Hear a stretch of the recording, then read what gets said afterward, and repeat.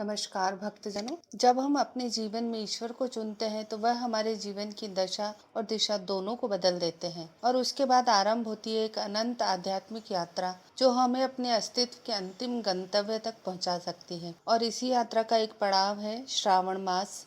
इसी श्रावण मास की पावन बेला में हम आज की कथा को आरंभ करते हैं। आइए सुनते हैं आज की कथा। कथा शुरू करने से पहले दोस्तों आप सबसे निवेदन है कि आप कथा को अंत तक जरूर सुनिए ताकि आपको कथा का पूरा लाभ मिल सके, और हमारे चैनल को सब्सक्राइब कर लीजिए ताकि आने वाली कथाओं का आपको लाभ मिल सके। तो चलिए आज की हम कथा को आरंभ करते हैं।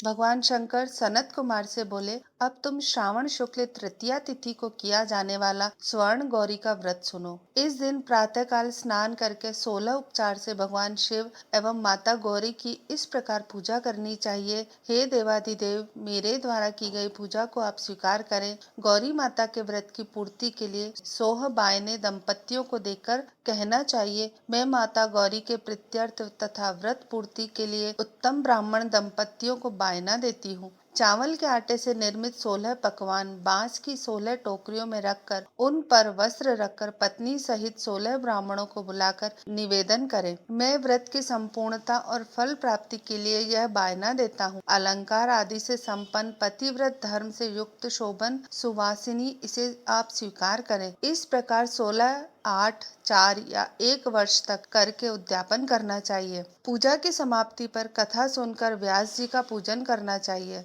सनत कुमार भगवान शंकर से बोले, हे प्रभु, इस व्रत को सबसे पहले किसने किया, इसका क्या महात्म्य है, उद्यापन विधि क्या है, यह जानने की मेरी तीव्र इच्छा है। भगवान भोलेनाथ ने कहा, हे ब्रह्मपुत्र सनत कुमार, मैं तुम्हारी जिज्ञासा अवश्य पूरी करूंगा। प्राचीन काल में सरस्वती नदी के तट पर सुविला नामक एक महानगरी थी। वहाँ के राजा का नाम चंद्रप्रभा था। उसके महादेवी और विशाला नाम की 2 रूप और लावण्य युक्त पत्नियां थी। राजा चंद्रप्रभा महादेवी रानी को अधिक प्यार करता था। राजा उस पर अपनी जान छिड़कता था। एक दिन राजा शिकार खेलने के लिए वन में गया। वहां उसने शार्दुल, सिंह, बारह, अरना, भैंसे, हाथी आदि का शिकार किया। अब राजा को प्यास व्याकुल करने लगी। राजा वन में पानी के लिए इधर उधर घूमने लगा। घूमते हुए वह एक तालाब पर पहुंचा। उसने तालाब के जल से अपनी प्यास बुझाई। पानी पीने के बाद राजा ने इधर उधर देखा तो उसने देखा कि तालाब के किनारे कुछ अप्सराएं गौरी की पूजा कर रही हैं। राजा ने उनसे पूछा, आप किसकी पूजा कर रही हैं? अप्सराओं ने उत्तर दिया, हम स्वर्ण गौरी का पूजन कर रही हैं। राजा ने फिर पूछा, देवियों, इस व्रत को करने की विधि एवं व्रत का क्या फल मिलता है, बताने की कृपा करें। अप्सराओं ने उत्तर दिया, श्रावण शुक्ल तृतीया के दिन यह व्रत किया जाता है। इस व्रत में भगवान शंकर और भगवती पार्वती का पूजन किया जाता है। इस व्रत में 16 धागों का डोरा पुरुष अपने दाएं हाथ में तथा स्त्रियां अपने बाएं हाथ में बांधती हैं। यही इस व्रत को करने की विधि है। इस व्रत को करने से भगवान शंकर की कृपा से सब मनोकामना पूरी होती है। यही इस व्रत का फल है। यह सुनकर राजा चंद्रप्रभा ने भी श्रावण मास की शुक्ल पक्ष की तृतीया को अपनी दाई भुजा में 16 धागों वाला डोरा बांधकर व्रत किया। राजा ने कहा, हे माता गौरी, मैं इस डोरे को व्रत के लिए बांधता हूँ, मेरे ऊपर आप कृपा करना। इस प्रकार व्रत धारण कर राजा अपने महलों में आ गया। रानी महादेवी ने राजा के दाएं हाथ में बंधे डोरे को देखा तो पूछा, यह क्या है? इस पर राजा ने व्रत के बारे में बता दिया। इस पर रानी क्रोध में भर गई और राजा के हाथ में बंधे डोरे को तोड़कर एक सूखे पेड़ पर फेंक दिया। राजा ने रानी से कहा, ऐसा कर तुमने अच्छा नहीं किया, यह तुमने माता गौरी का अपमान किया है। इधर राजा की दूसरी रानी ने देखा कि सूखा पेड़ डोरे के प्रभाव से हरा भरा हो गया है। छोटी रानी ने उस डोरे को अपनी बाईं भुजा में बांध लिया। ऐसा करने से छोटी रानी डोरे के प्रभाव से राजा की सर्वाधिक प्रिय हो गई। इधर बड़ी रानी व्रत का अपमान करने से राजा द्वारा त्याग देने के कारण दुखी होकर वन में चली गई। वन में वह महादेवी का ध्यान कर पवित्र मुनियों के आश्रम में ठहरी, परंतु मुनियों ने उसे देखकर कहा, अरे पिशाचिनी, यहाँ से चली जा। राजा और मुनियों द्वारा तिरस्कृत रानी महादेवी घोर जंगल में घूमती हुई थक कर एक जगह बैठ गई। वह गौरी का स्मरण कर पश्चाताप के आंसू बहाने लगी। रानी को दुखी देखकर देवी को उस पर दया आ गई और उसे दर्शन दिए। रानी रानी ने देवी को दंडवत प्रणाम किया और स्तुति करने लगी। हे देवी, आपकी जय हो, आपको बारंबार नमस्कार है। हे भक्तवर प्रद, आपकी जय हो।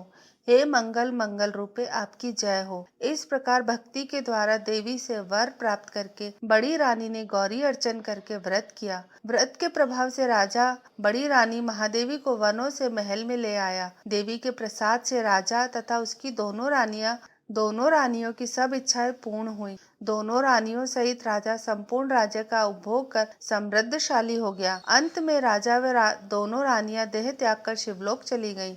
शिव जी बोले, हे तात, जो शोभना पार्वती का व्रत करता है वह मेरा तथा पार्वती का अत्यंत प्रिय प्राणी हो जाता है। इस लोक में सुख सुविधा भोग कर और अपने शत्रुओं पर विजय प्राप्त करके अंत में मेरे लोक को चला आता है। अब मैं तुम्हें इस व्रत की उद्यापन विधि बताता हूँ। शुभ तिथि, शुभ वार, चंद्रबल, ताराबल हो जाने पर मंडप में अष्टदल कमल के ऊपर धान्य, उसके ऊपर घट स्थापित करना चाहिए। उस घट पर 16 पल का बना तांबे का पूर्ण पात्र रखना चाहिए। उस पूर्ण पात्र में तिल भरकर उसके ऊपर पार्वती तथा भगवान शंकर की प्रतिमा रखनी चाहिए।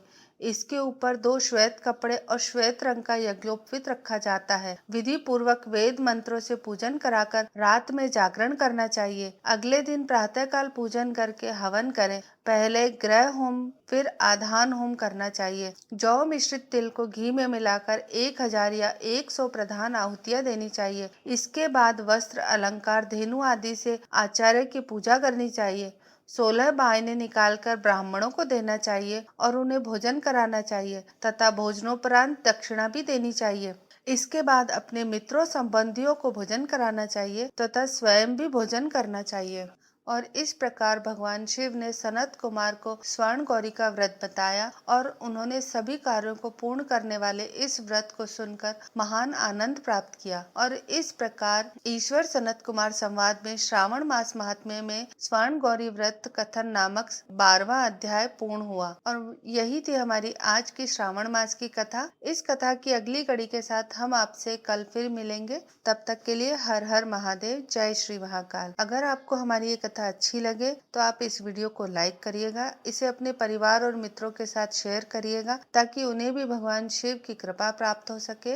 हमें कमेंट्स करके बताइएगा कि आपको हमारी कथाएं कैसी लग रही हैं और हमारे चैनल को सब्सक्राइब जरूर करिएगा। धन्यवाद।